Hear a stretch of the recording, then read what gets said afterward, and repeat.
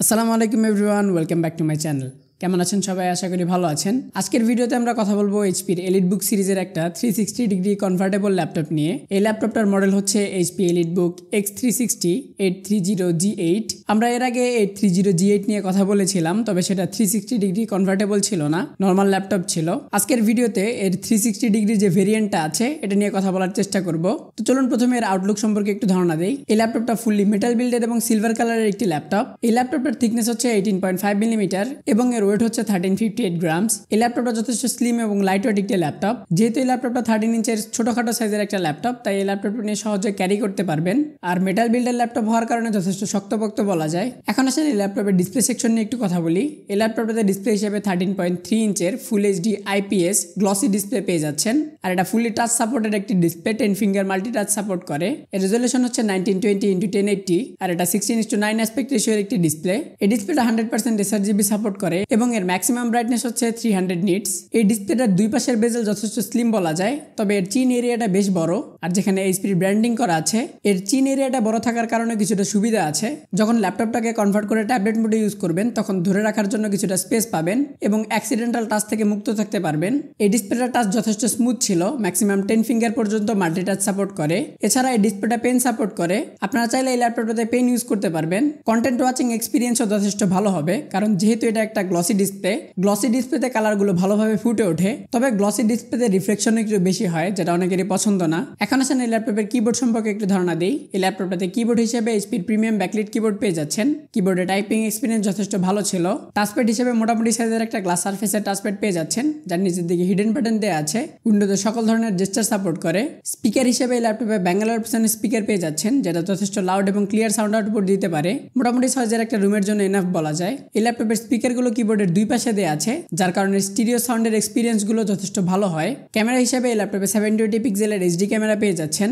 সাথে privacy shutter আছে, যখন ক্যামেরা ইউজ করবেন না তখন অফ করে রাখতে পারবেন। আর ডুয়েল এর মাইক্রোফোন পেয়ে যাচ্ছেন, যার কোয়ালিটি এভারেজ বলা যায়। সিকিউরিটি অপশন হিসেবে এই ল্যাপটপে উইন্ডোজ হলো ফেস এবং ফিঙ্গারপ্রিন্ট পেয়ে যাচ্ছেন। অপারেটিং সিস্টেম হিসেবে উইন্ডোজ 10 প্রো পেয়ে যাচ্ছেন, যেটা উইন্ডোজ 11 প্রোতে আপডেট করে নিতে পারবেন। এছাড়া এই ল্যাপটপটাতে 53 ওয়াট আওয়ারের একটি ব্যাটারি পেয়ে যাচ্ছেন, যেটা ভালো রকম ব্যাটারি ব্যাকআপ দিতে পারে। মোটামুটি ইউজের ক্ষেত্রে 5 থেকে 7 ঘন্টার মতো ব্যাকআপ পেয়ে যেতে পারেন। এখন আসেন এই ল্যাপটপের পোর্টস অপশন সম্পর্কে একটু ধারণা দেই। এই ল্যাপটপের ডান দিকে প্রথমে পেয়ে যাচ্ছেন ব্যারেল চার্জিং পোর্ট, এরপর আছে HDMI পোর্ট, দুইটা USB Type-C থান্ডারবোল্ট পোর্ট আর অপশনাল সিম কার্ড স্লট। আর বাম দিকে পেয়ে যাচ্ছেন প্রথমে কেনজিংটন লক পোর্ট, দুইটা USB Type-A port, 3.5 millimetre headphone microphone combo Jack এবং স্মার্ট কার্ড রিডার। এখন আসেন এই ল্যাপটপের কনফিগারেশন সম্পর্কে একটু জেনে নেই। এই ল্যাপটপটাতে প্রসেসর হিসেবে ইন্টেল Core i5 এর 11 জেনারেশন একটি প্রসেসর পাচ্ছেন। এর মডেল হচ্ছে 1135G7। এটা 4 কোর 8 থ্রেডের একটি প্রসেসর। এর বেস ক্লক হচ্ছে 2.40 GHz এবং বুস্ট ক্লক হচ্ছে 4.20 GHz। এর L1 ক্যাশ হচ্ছে 320 KB, L2 ক্যাশ হচ্ছে 5 MB এবং L3 ক্যাশ হচ্ছে 8 MB। র্যাম বা মেমোরি হিসেবে এই ল্যাপটপে 16GB DDR4 এর র্যাম পাচ্ছেন, 3200 MHz এর র্যাম। র্যামটা অন বোর্ড, তাই চাইলে আপডেট করতে পারবেন না। ডিস্ক বা স্টোরেজ হিসেবে এই ল্যাপটপে 256GB NVMe SSD পাচ্ছেন, যেটা চাইলে আপডেট করে নিতে পারবেন। কানেক্টিভিটি হিসেবে Wi-Fi 6 এবং ব্লুটুথ 5.2 পেয়ে যাচ্ছেন। আর গ্রাফিক্স হিসেবে ইন্টেল Iris Xe এর গ্রাফিক্স পাচ্ছেন, যেটা shared graphics. 7.9GB shared GPU memory থাকবে। তো এই ছিল এই ল্যাপটপটার অন পেপার কনফিগারেশন। এরপর এই ল্যাপটপটার পারফরমেন্স সম্পর্কে ধারণা নেওয়ার জন্য আমরা কিছু বেঞ্চমার্ক করেছিলাম। প্রথমে আমরা বেঞ্চমার্ক করেছি Cinebench R23 তে।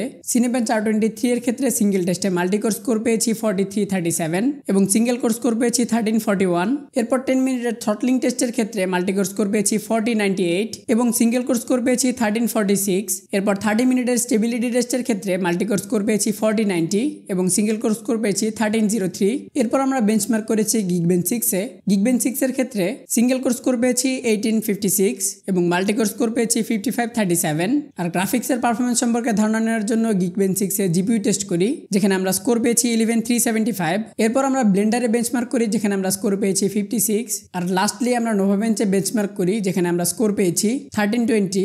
এখন আসেন এই ল্যাপটপের হিটিং সম্পর্কে একটু ধারণা দেই। যদিও এখন শীতকাল, আমাদের টেস্টিং এবং ইউজের ক্ষেত্রে এই ল্যাপটপটা ম্যাক্সিমাম 100 ডিগ্রি সেলসিয়াস পর্যন্ত টেম্পারেচার উঠেছিল, তবে ম্যাক্সিমাম টাইমে এর এভারেজ টেম্পারেচার ছিল 41 ডিগ্রির আশেপাশে। মিনিমাম টেম্পারেচার ছিল 35 ডিগ্রির মতো।